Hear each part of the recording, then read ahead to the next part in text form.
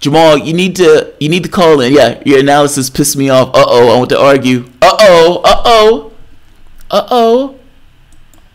John Hill, call in.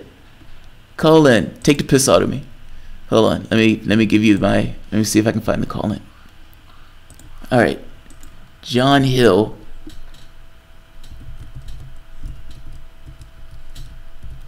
I'm sorry, I don't know this off the top of my head.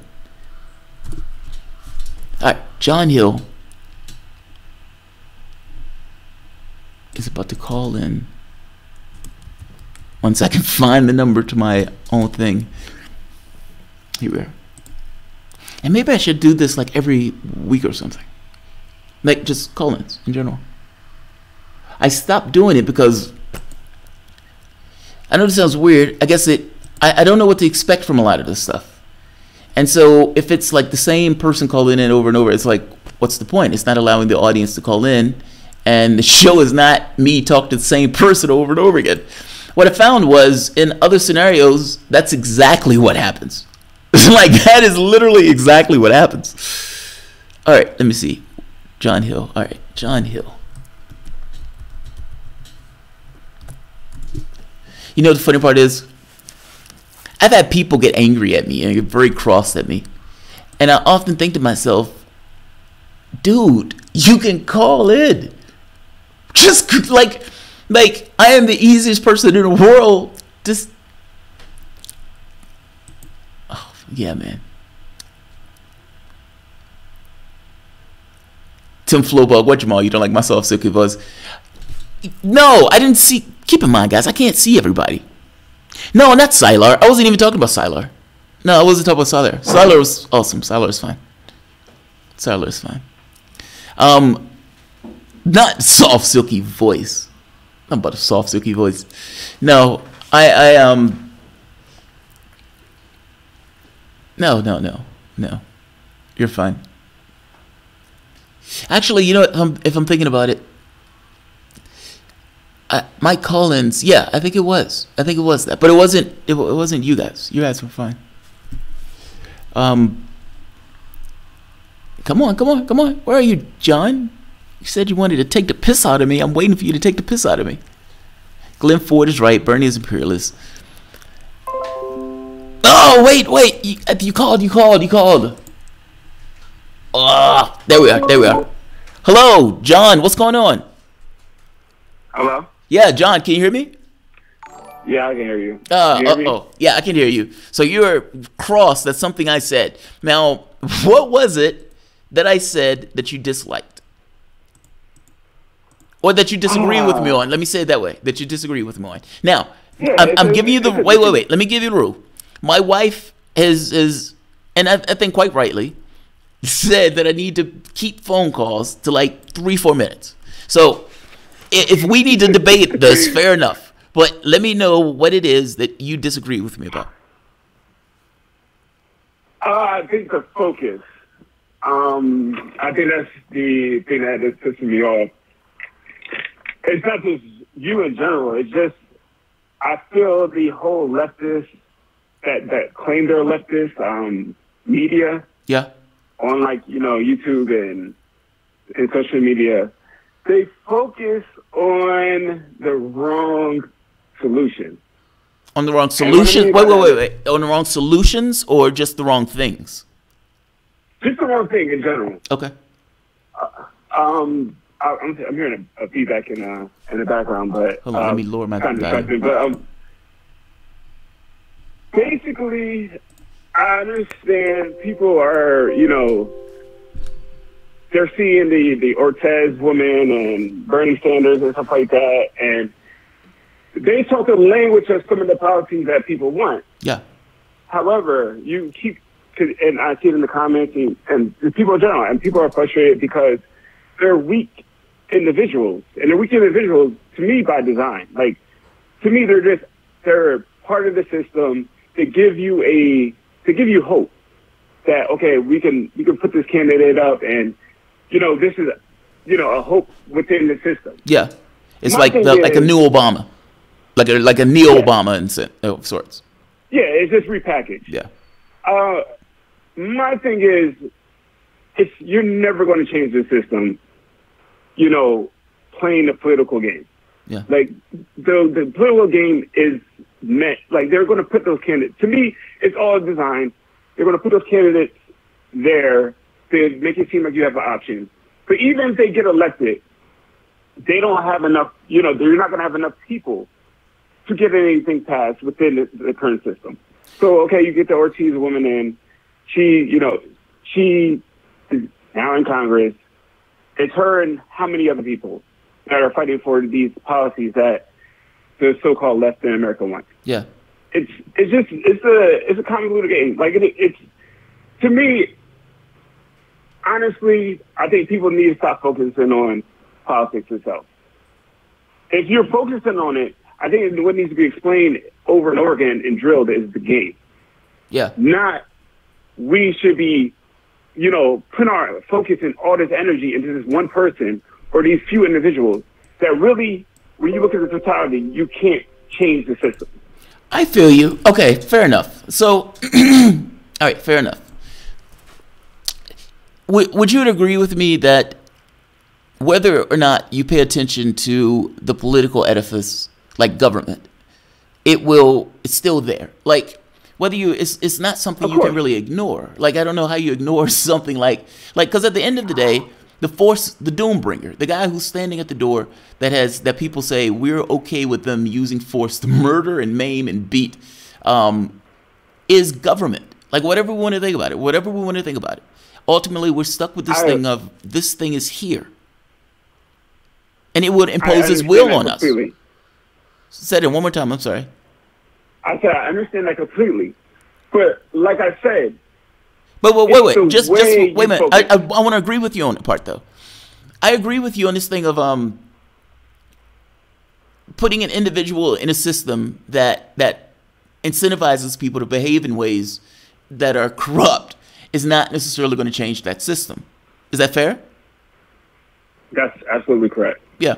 And so I think your point is, why are you guys focusing so much on Ocasio-Cortez if ultimately her going into the system is not going to change the system? Exactly. Would you agree with me that there have been changes, like from a sea change, going, like there are times in political histories where things have changed. Like, for example, FDR was a change. Teddy Roosevelt was a change. Even going so far as Bill Clinton and Ronald Reagan were changes. Not necessarily good changes, but they were changes in the standpoint of political mindset. Is that fair? Yes, they're changes, but I would argue my argument would be, are they good changes? FDR, yeah. People were dying on the streets. To who? But to who? To the people dying on the streets. I mean, the United States, during the time of the Great Depression, there's never going to be a situation where there is overnight, bam, and it's something different. We look at history in these in odd ways because we had this vantage point of hindsight where we can look over this span of like 100 years within the course of a few minutes.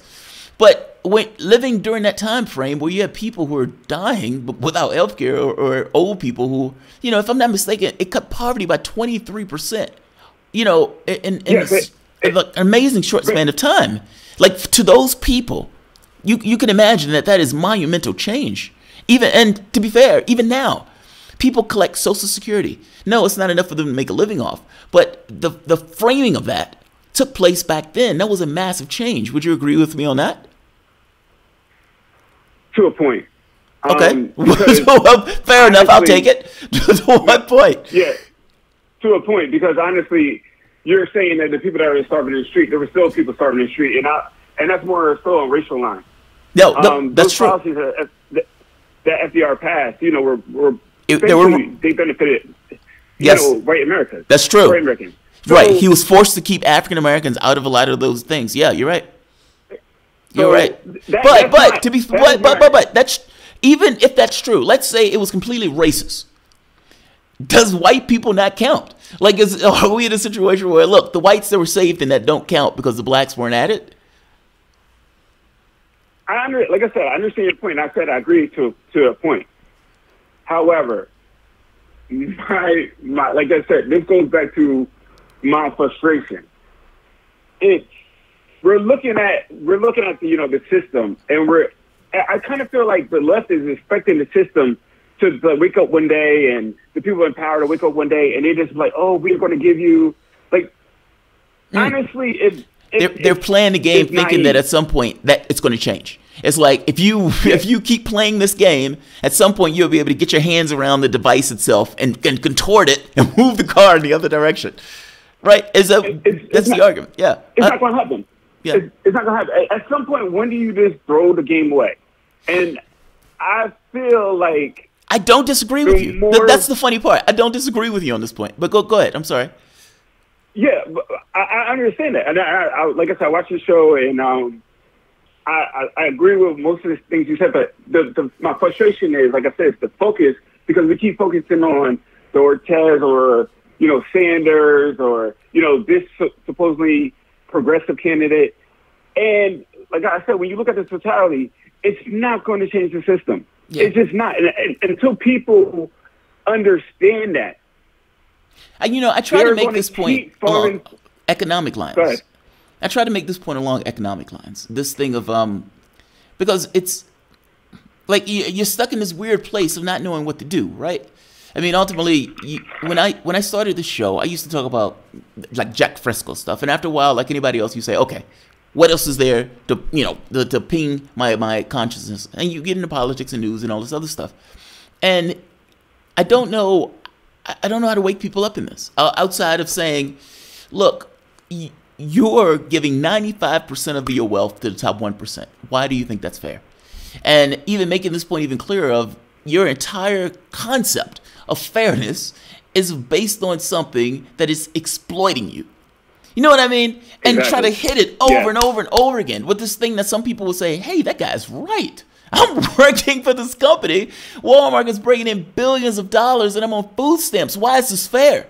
Or somebody else who's working at a company that is like, God, I'm being ruthlessly exploited. Do you know, I'm here right now in Kenya. And I was talking to the Uber drivers. They're having a strike right now. And I was trying to get to the point where I can go and talk to the people who are ahead of the strike. I have a WhatsApp thing where I'm going to call the guy after I finish the video to see if I can talk to the people who are organizing the strike. Uber, we would take a cab ride. The prices in Kenya are relatively similar to what's in America when you're talking about like real estate and stuff like that. And so you can actually talk about those things in dollars. When you're talking about a cab ride, if I paid $4 for a cab ride, that would be amazing. Like an Uber ride, that would be amazing. That said, if you were going on a cab, you'd be paying massively more prices. The prime minister here, or the president here, his son is taking a cut out of Uber. I think it's like 10% out of Uber. So anything that's paid, 10% of it goes to him. This is massively corrupt. Everybody knows it's corrupt. And they're out there striking for it. Now, the United States, it's not that much different. Like, our corruption is we can put money into a campaign. And, Uber is, yes, ruthlessly exploiting its workers by essentially building an application where they're hoarding money to the top while forcing down rates for drivers. Now, you and I will use an Uber because it's the cheapest thing and we don't make ends meet like talking about. And it's like, God, man, I feel like a horrible person doing this. By the same token, I can't even do this trip if I can't do this. You know what I mean? Like, people, this system is so fucked up. Like I was telling my wife, I was like, it's one of those religions where even if you don't believe in their God, you're going to kneel. Because under the capitalistic system, you have constraints that are on you that are compelling your behavior. Why do you want that? I scream about, why do you want that system that's compelling your behavior in this way? I don't know. I agree with you because I don't see how a system that incentivizes corruption to the degree that it incentivizes corruption, and you seem to have a government that's completely detached from what the public wants, and the public seems to be blissfully unaware. I don't know how that works. I don't know how that fixes itself. I don't. So I agree with you. I just don't know what to do about it. And that's where my frustration comes in, because you understand that. Yeah. But yet you're still focusing on. I'm still stuck. I understand, yeah, you're still stuck with the Cortez. I understand it, but I'm not trying to say like, okay, don't cover that or don't focus on that. Yeah. But my thing is there's no, like, especially there's no voices, there's no propaganda, there's no media on the left that is breaking down the psychology of why. Oh, I see what you mean. I asking, see. Meaning the workable point of view. Like, why is the workable point of view this way? Like, why does the person, exactly. Why is that guy unawake? If that is like, right, why is that guy not aware? Why is that guy allowing the company to exploit him in this way? Now, some people have this idea that there's no such thing as exploitive labor if a person enters into a contract. That's nonsense. You know, if you're broke, dead poor, and the fact is you're compelled to work at a plantation just based on your needs. Oh, God, I need something to eat. I need something to drink. I need a house. I need to pay for all of these babies that I keep, popping out because I don't know how babies are made. I don't have any kids. I'm just saying. I'm making a point that, like, you're compelled by those things to find a work. Like, you can die and starve in the streets without labor. And so you're always forced by your own needs. You don't have to have somebody with a whip. The very act of you dying in the street, not having your needs met, forces you to do something. So, yeah, if you don't have anything else, you can't find a job, you end up with Uber. Now, is that really a situation where you entered into a contract, on your own whims? You can, in a funny kind of way, yes, but in a funny kind of way, no. Funny kind of way, yes. I agree with you, man. Maybe, you know what? Maybe you're right. Maybe there does need to be more focus on that. Maybe you're right.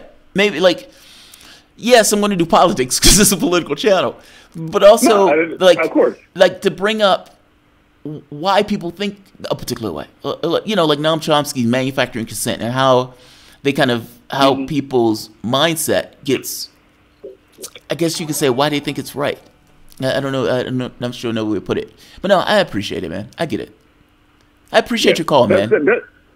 That was my only frustration, man. And like I said, I like your content. That frustration is not just with you. Believe. Look, if I got, it's one of those things where I like.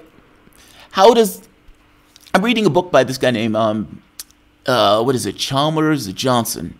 I think it's Chalmers Johnson. And his argument is, if you analyze societies going back from Rome to Britain, and the way that those societies unraveled, just kind of fell apart and couldn't maintain themselves. There's so many similarities between what took place then. Yeah, it's mind-blowing. Yeah. Like, I'm reading that book, and I had two emotions. The first emotion was going through the number of people that we've murdered, killed, maimed, government that we've taken down, where he's gone through it in painstaking detail. And it hurts to read. Because all of this is done with your tax dollars and in your name. And you realize that, what's the quantity of pain that a person is taking when they feel bad just in general, and you add to that missing a leg, missing an arm, being tortured. Many of these people were innocent. And then the second thing is, and by the way, like other empires, you are also collapsing, and here's evidence of such. Look back at history for a historical context compared to where you're living now. Like, the book, he's dead now, and it's only gotten worse. Like, that's the part that's even more mind-blowing. Like, as you read the book, I think he's like George Bush, and you're like, oh God, this world is coming to an end. And then you get to Obama, and Obama goes into 7 other nations, and then you get to Trump, where there is a complete detachment from what the fuck they're talking about. They potentially, do you realize, I'm sorry to keep you on, I'm sorry. Do you realize go Israel pushes a Russian jet? Israel has an illegal military strike in Russia. In Syria. This illegal military strike pushes a Russian plane, a reconnaissance plane, into the line of fire to be shot down. The Russian Defense Ministry says that's Israel's fault, because if you weren't bombing this country legally, we wouldn't have lost this plane. The very fact that you did X means we lost this plane. We will retaliate. Both of these are nuclear power nations. Now, the moment that there's any strike on Israel, the United States is going to get involved, meaning you've ended up with this war just by virtue of how these guys are interacting. Right. Now, mainstream media, CNN, is running a story on Donald Trump's dick with the porn star talking about Donald Trump's cock. We're almost at war. They did another one on Bert and Ernie about whether Bert and Ernie was gay. This is CNN. This is mainstream news. This is mainstream news. And I like, to me, at this point, I that's what I expect, because the news is just propaganda. Yes. It's never going to inform you. It's never going to inform you what's really going on. It never warns you of, if you look at the financial crisis, they had like CNBC going out there saying buy stocks, and anytime you hear that, like you could basically expect a crash because they're basically the run is over basically. Yeah. But the whole thing is, like I said, it goes back to my frustration. If there's nobody out there that, like I said, explaining the psychology, explaining the tactics, explaining how the system is being ran and why, then it's going to continue. Because most people, like, when they turn to their leftist news in America, they're going to the Young Turks, and the Young Turks are they're trash. Yeah. I'm sorry, they're trash. So it's like there's no voice, there's no outlet, there's nothing out there that is explaining the system, and it's like breaking down the system to where it's common knowledge.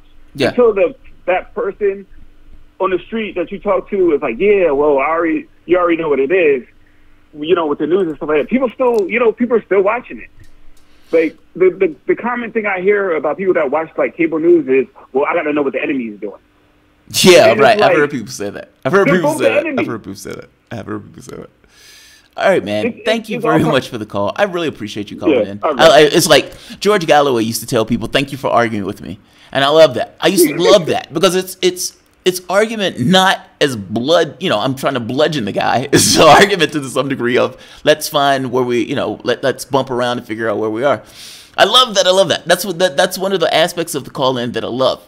The aspects of call-in that I hate is people who are just pushing this kind of propaganda or nonsense. No, I appreciate your call, man. I really do. No problem, man. Have a good one. All right, you too. All right. Excellent phone call. That one went well. I saw somebody say, keep your word for once. Hang up the phone. Oh, God, that's awesome. Let's see. Where is...